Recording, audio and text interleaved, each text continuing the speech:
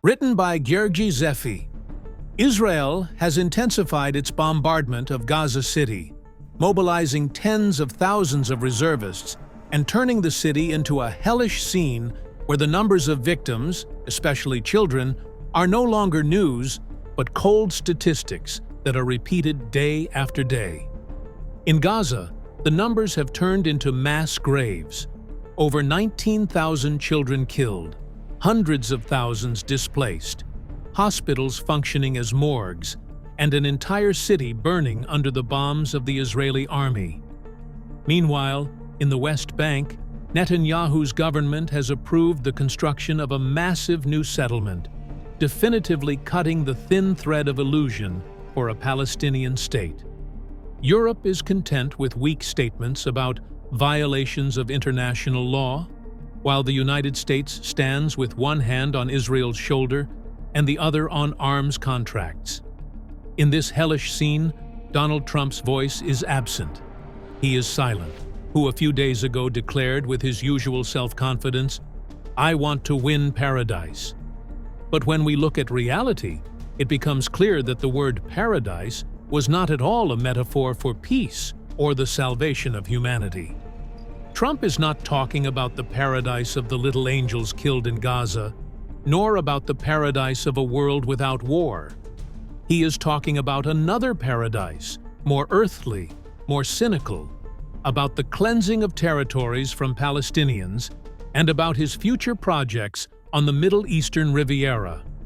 Trump, the businessman who turned politics into a show and diplomacy into an auction, sees every tragedy as a building site. Every refugee camp is a plot of land for the future. Every beach surrounded by barbed wire is a potential resort. Every sea red with blood is a prospect for luxury marinas. This is the meaning of his silence. He does not speak because he waits. He waits for resistance to die down, for people to be expelled, for homes to be emptied. Only then will his paradise have land to build on. And it is no coincidence that Orban's Budapest has been proposed as the stage for the Trump-Putin-Zelensky summit. It is the same style, a false theater for peace, while the truth is played out on the ground with violence and blood. This is the world of today's autocrats. If we look at it with a clear eye, the paradise that Trump seeks is simply a sophisticated variant of modern colonialism. Peace for the strong, expulsion for the weak. Power for those with planes, hell for those without shelter. He explained it reluctantly. He doesn't want American troops in Ukraine, but he wants planes in the sky.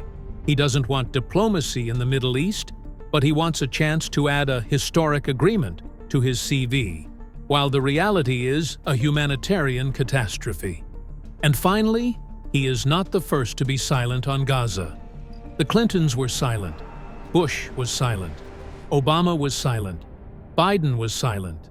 But Trump has the ability to sell this silence as a victory, as an act of supreme wisdom.